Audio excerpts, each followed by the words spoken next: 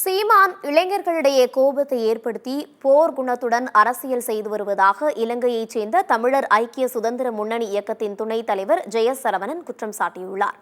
இலங்கையில் நடைபெறும் அரசியல் சூழ்நிலை குறித்து ஜெயசரவணன் சென்னை பத்திரிகையாளர் மன்றத்தில் செய்தியாளர்களை சந்தித்தார். அப்போது பேசிய அவர், இலங்கை குறித்து சீமான் இளைஞர்களிடையே வன்மத்தை விதைத்து கோபத்தை ஏற்படுத்தி போர் குணத்துடன் அரசியல் செய்து வருவதாக குற்றம் சாட்டினார்.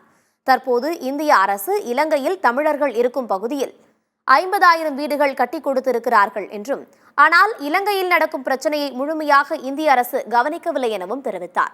கச்சத்தீவு விவகாரத்தில் 2 அரசுகள்தான் தீர்மானிக்க வேண்டும் என்று கூறிய அவர், துவாரகா பேரில் வெளியான வீடியோ உண்மை இல்லை என்று கூறினார். சீமான் அண்ணன் அவர் அரசியல் பண்ணிட்டு இருக்காரு, பண்ணட்டும், அண்ணன் தானே.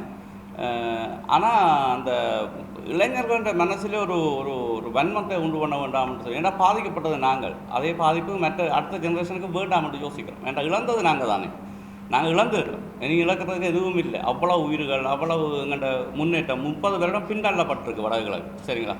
இப்போ அந்த இது தமிழ்நாட்டுக்கும் வேண்டாம், இனி எங்கள்ட வடக்கு கிழக்கும் வேண்டாம்னு பார்க்கணும். அதாவது இப்போத்த ஜென்ரேஷன் எங்களை விட ரொம்ப மோடிஃபை ஆகிருக்கிறாங்க.